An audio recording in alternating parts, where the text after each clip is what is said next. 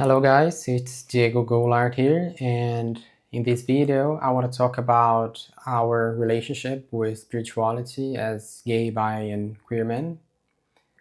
And I'm sure you felt at some point in your life, or you're feeling right now, disconnected from your spiritual self.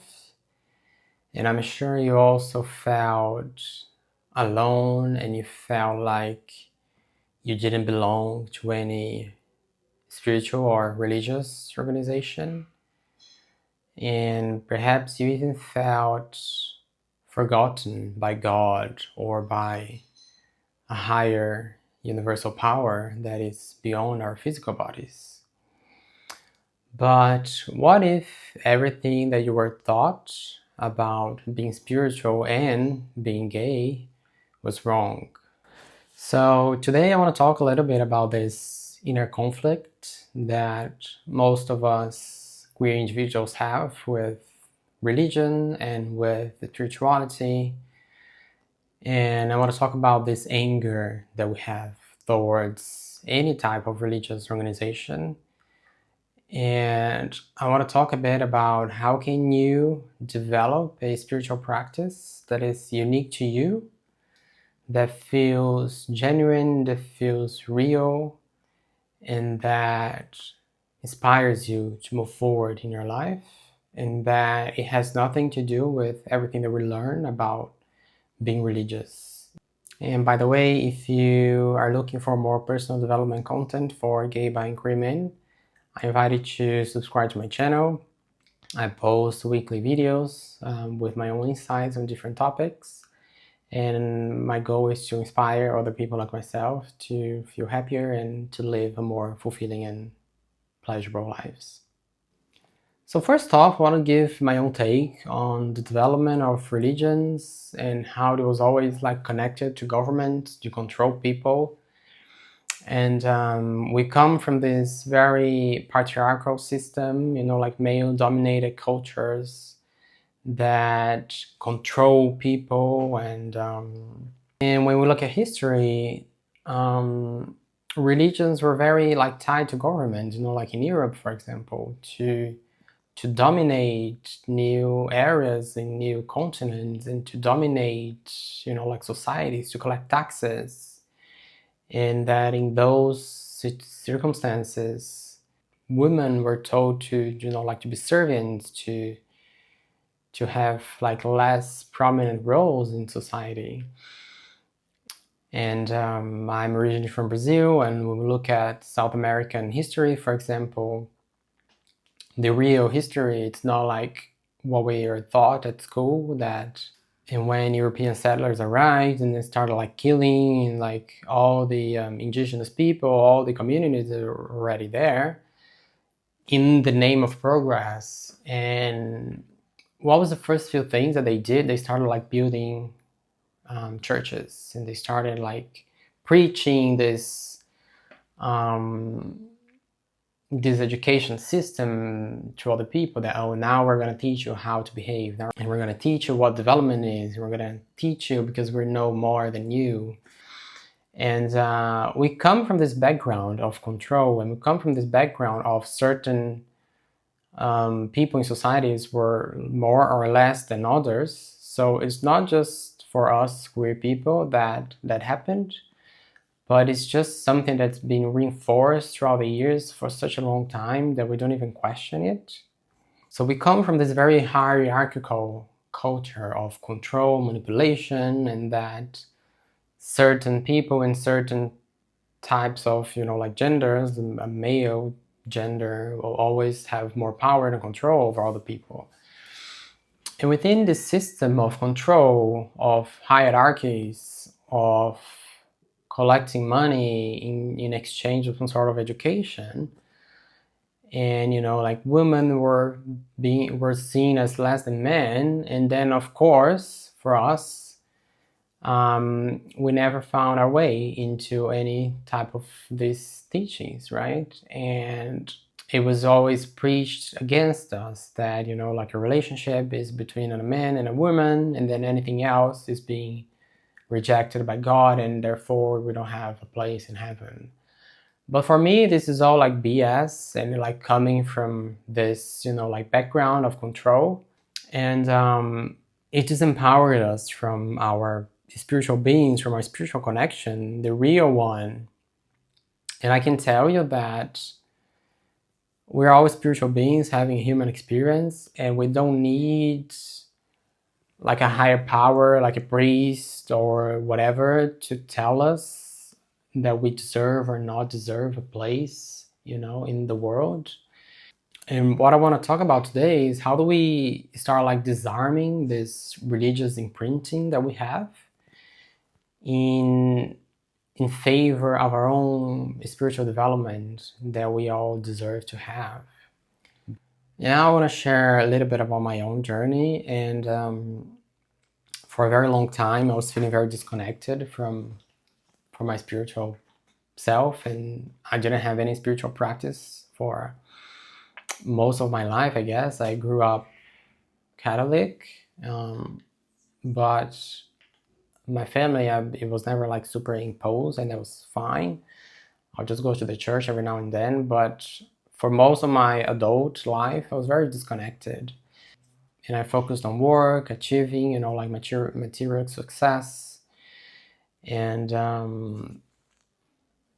I think I had some sort of like anger towards, like religions in general, because we were never accepted in most of them, and pretty much nearly all of them, with very few exceptions. And I had this, unconscious anger towards spirituality, because that's what we were told. And so I would, what, I'm just gonna go to the bars and I'm gonna go to the clubs and I'm just gonna do anything that I was told not to. And I had this like rebellion phase in my life. And I can tell you that after many years of ignoring my spiritual self, it developed, kind of suffering. And I was feeling, like empty, and I was feeling left off by a higher power, and I was feeling alone in this world when I was, on my own, like I was forgotten, like I was not seen, like I didn't belong anywhere in this type of sense of community, like this spiritual community. But it only added up in my own suffering, living my life in this way, like rebellion, and like using substances, and like excessive sex and compulsion. And I don't think that's the way to go. And I also believe that everything is spiritual, and we need to find like a balance in life.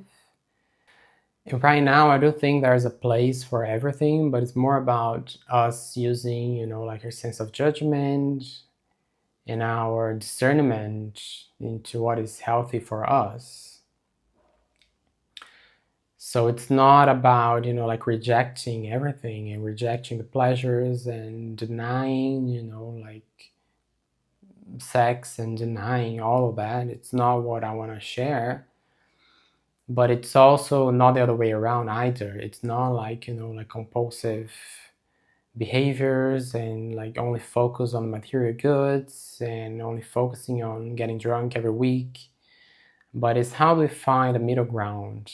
And like Buddhism talks a lot about, like finding the middle way. So it's neither one of the opposites, but it's something in the middle, somewhere in the middle. And I want to say that not having a religion doesn't mean not being spiritual. And so in my own journey, like being disconnected and feeling alone in the world and having this anger, at some point I had what is called a spiritual awakening, which is a very deep, long process that I'm still going through now. But it's teaching me to develop my own spiritual practice. And it's teaching me that I was never separated from the universe and from God and from this universal power, and that we're all, like fragments of this higher energy having a human experience. And so God, it's not outside of us, but it is within us. And it makes me very emotional to say that, because it's been a deconstruction and a reconstruction within myself, and everything that I thought I believed, and a lot of what we thought was wrong. And I want to share that this divine energy and this universal power, you don't need to call it God if it feels like too religious for you, but I can tell you that this energy, it's not separation, it's not division, it's not one is better than the other, it's not fear, it's not shame. And I can tell you what it is. It is union, it is love, but it's not this love like this codependent love, but it's a love that is universal, that is compassionate, that is fear, that is free of any judgment. It's all of those things. And you can find that within your own spiritual practice. And you don't need anything external if you don't want to, in order to feel those things. So I talked a lot about myself, but how can you start, like developing your own spiritual practice and your own like connection with yourself and with the higher self, with this like more empowering version of yourself? And initially I started with meditation, just a few minutes a day. And sometimes I do it even in my bed, like 5-10 minutes every morning. It doesn't need to be complicated. It's just a way of training our minds and training our bodies to rest in stillness, to be free of any like external stimulus and inputs. And I think meditation is one of the most simple ways to start. You can do it like 5 minutes a day. I like an app called Insight Timer. So there's guided meditations, and there's also like a timer for silent meditations. But you can also be in nature and like connect with nature. And I'm now kind of this transition phase in my life, but I lived in London for 8 years, and I used to go to the park quite often, and that was one of the benefits of being in London, that there was always like a green space anywhere. So connecting with nature is also a very good practice, like to ground and to release any excess energies that are in our body, any excessive, like thoughts and like negative emotions. And it's usually good to be bare feet in nature and have this, like this energetic connection. It can also be journaling, like writing about our feelings, writing about our emotions. And then you can refer back to those notes in a month's time and see how you progress, see how you're feeling now versus how you're feeling, like a month ago about a topic in your life that has been bothering you. Also, prayer. And I can tell you that if you pray, like from your heart and with intention, and that is genuine, I can guarantee you that your prayers will be answered. And I had very low moments in my life in this journey in the last few years. And when I prayed with honesty that I needed, and that I was asking for answers, and I was asking for help in facing some of the challenges that I was facing. And I can tell you that the help arrived in a very short time, but I needed to ask. And the help will come with like friends offering you help, or you find like a doctor to assess you for any problems that you might have. And I can tell that the answer comes if you pray with honesty, if it's real, it's not, like just saying like a rehearsed prayer that you learn somewhere, but it can be your own honest conversation with yourself and with this higher power about something in your life that you're looking for clarity, that you're looking for guidance, that you're looking for help. And all you can do is ask. And I guarantee you 100% that the answer will come to you. So some of those are just a few examples of practices, and remember that no one owns the divine. You don't need permission for a religious institution to give you permission to allow you or don't allow you to do something, like spiritual. And you can claim, this power back, that it was always yours. It was always inside of you. It's just that we gave our power away to those like controlling hierarchical institutions. And I also want to leave you with a very simple differentiation of like religion and spirituality.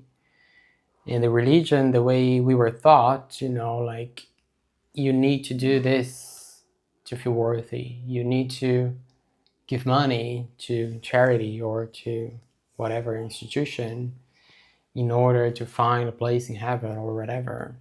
And spirituality is more about like your own connection. Like I feel connected to something that is greater than my body, that is greater than this physical experience. And I feel connected in my own way, and that is unique to me. And I don't need to do anything in order to be worthy of it. I am worthy already. I have this body and I'm already worthy of having this connection to something that is greater. You are a divine being in the end. We all are. It's just that some of us forgot that we are.